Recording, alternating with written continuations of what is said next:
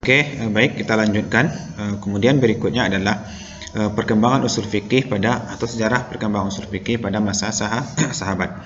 Dan masa sahabat ini ya barangkali lebih kepada ketika Nabi sudah meninggal seperti itu ya. Nah, ketika wilayah kekuasaan Islam itu semakin luas, ya maka kemudian tentu perkembangan persoalan juga semakin kompleks seperti itu.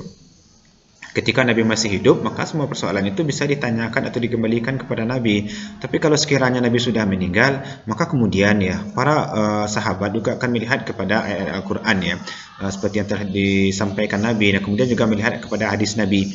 Nah, kalau sekiranya nanti mereka tidak menemukan ya baik dari Al-Quran maupun Sunnah Nabi, maka langkah yang mereka ambil itu adalah dengan cara berijtihad. Nah, para sahabat umpamanya khalifah yang pertama adalah Abu Bakar Siddiq. Nah, Abu Bakar Siddiq itu adalah khalifah yang pertama, orang yang menggantikan Nabi seperti itu. Nah, dalam menetapkan ya hukum, nah tentu ya khalifah Abu Bakar Siddiq ini juga melihat kepada ayat Al-Quran. Kalau ada persoalan, maka dikembalikan kepada ayat Al-Quran.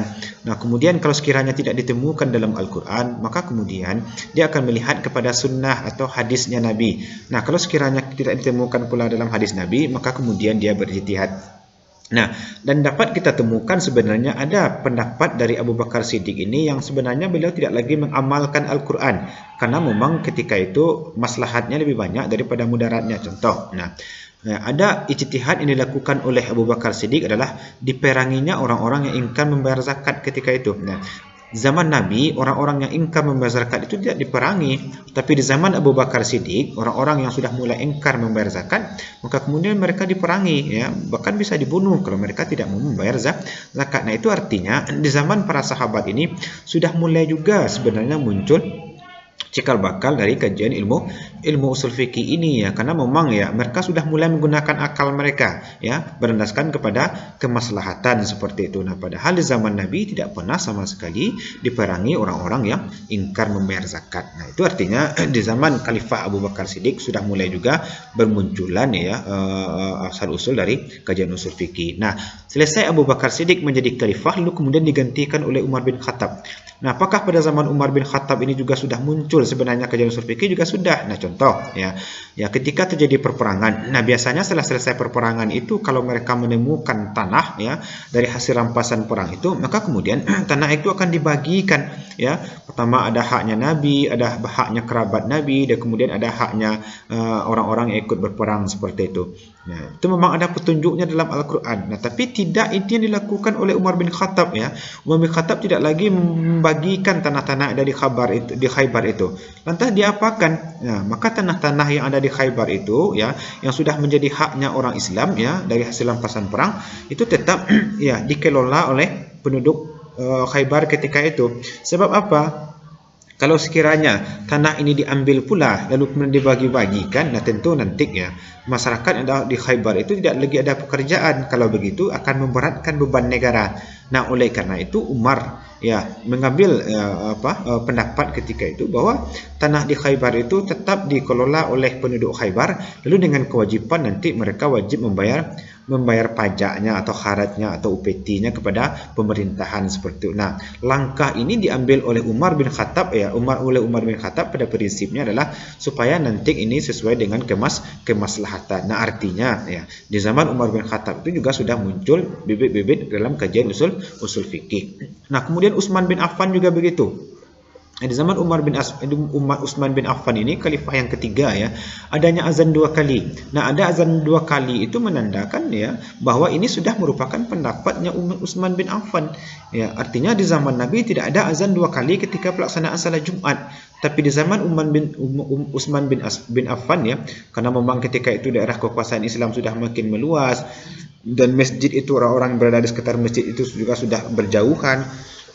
Maka bagi Utsman bin Affan supaya nanti ya ada azan 2 kali itu gunanya adalah azan pertama adalah mengingatkan mereka bahwa sebentar lagi waktu Jumat akan masuk, dan azan yang kedua itu menandakan bahwa waktu Jumat sudah masuk. Nah, inilah langkah yang diambil oleh Utsman bin Affan. Nah, ini juga merupakan bibit-bibit atau embrio dari munculnya kajian usul fikih. Nah, kemudian Ali bin Abi Thalib seperti yang dijelaskan dalam makalah tadi ya, bahwa hukuman bagi peminum khamar itu adalah 8 kali cambuk. Nah, ini disamakan dengan hukuman bagi seorang yang menuduh seorang lain melakukan zina. Kenapa begitu? Bisa disamakan. Nah, sebenarnya di sini Ali bin Abi Thalib sudah menggunakan sebenarnya teori kias ya. Seperti apa dalam silabus kita ya, mencoba untuk menyamakan hukum bagi peminum khamar itu sama hukumnya dengan orang-orang yang menuduh perempuan-perempuan baik-baik melakukan zina. Karena memang ya, orang yang menuduh orang membuat zina itu kan tidak pasti, artinya apa yang disampaikan itu bisa jadi bohong. Nah, sementara peminum khamar itu kadangkala ketika akalnya sudah rusak, maka pembicaraannya tidak lagi terkontrol. Bisa-bisa dia juga nanti menuduh orang berbuat zina. Oleh karena itu, ya kata Ali bin Abi Thalib, hukuman bagi peminum khamar itu disamakan dengan hukum orang-orang yang menuduh orang-orang berbuat zina seperti itu. Padahal di zaman Nabi, hukum bagi peminum khamar itu hanya 40 kali cambuk. Nah, sementara di zaman Ali bin Abi Thalib berubah menjadi 80 kali cambuk. Nah, ini artinya bahwa pada masa zaman Nabi sudah muncul bibit kajian usul fikih. Nah, sementara pada masa sahabat juga sudah mulai bermunculan bibit atau cikal bakal akan munculnya kajian usul fikih. Nah, dari mana kita tahu? Dari ijtihad-ijtihad yang dilakukan oleh para sahabat atau khalifah ketika itu. Nah, kemudian terakhir, nah ini adalah pada masa tabi'in ya. Nah, pada masa tabi'in itu ditandakan dengan munculnya imam-imam mazhab. Nah, ketika dimunculnya imam-imam mazhab inilah sebenarnya pada prinsipnya munculnya kajian usul fikih itu secara sistematis seperti itu ya. Nah, terlebih lagi nanti di zaman Imam Syafi'i. Nah, karena kitab yang pertama muncul dalam kajian usul fikih, kitab Ar-Risalah. Nah, kitab Ar-Risalah ini yang dikarang oleh Imam Syafi'i ini sudah mulai ditulis secara sistematis. Nah, pada masa Imam Hanafi, nah sebenarnya sudah muncul juga sebenarnya kajian usul fikih, tapi masih secara umum ya. Masuk di sana persoalan akidah, masuk di sana persoalan akhlak, masuk juga di sana persoalan-persoalan ibadah.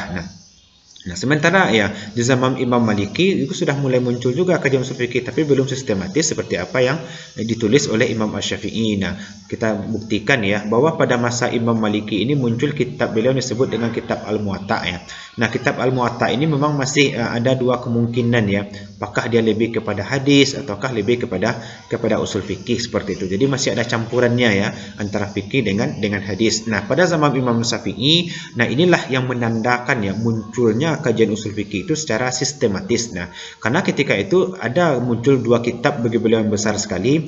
Pertama adalah kitab Al-Um. Nah, ini hanya khusus membahas persoalan fikih. Nah, sementara kitab usul fikih itu kitab Ar-Risalah itu sudah mulai masuk kepada kajian usul fikih secara sistematis. Nah, jadi pada prinsipnya dapat kita pahami bahwa kajian usul fikih itu memang sebenarnya sudah muncul di zaman Nabi. Tapi zaman Nabi dengan zaman sahabat, kajian usul fikih itu masih muncul hanya dalam bentuk bibitnya atau cikal bakal akan munculnya kajian usul fikih. Tapi pada masa tabi'in itu ya, ya pada masa imam mazhab ya lebih kita maksud dengan masa imam mazhab. Nah, di sanalah nanti munculnya kajian usul fikih itu secara sistematis. Nah, ditandai dengan munculnya kitab Ar-Risalah yang dikarang oleh Imam Asy-Syafi'i seperti itu. Nah, jadi dapat kita simpulkan bibit usul fikih sudah ada semenjak zaman Nabi, tapi secara sistematis dia muncul pada zaman Imam Mazhab. Nah, saya kira inilah penjelasan kita terkait dengan metode yang kita bahas pada hari ini ya. Itu terkait dengan pengertian usul fikih, kemudian apa yang menjadi objek kajian usul fikih, lalu kemudian apa tujuan kita mempelajari usul fikih. Nah, kemudian ya sejarah perkembangan usul fikih mulai dari zaman Nabi sampai nanti kepada zaman tabi'in dan sampai kepada zaman kita pada hari ini. Nah, silakanlah untuk dipahami ya.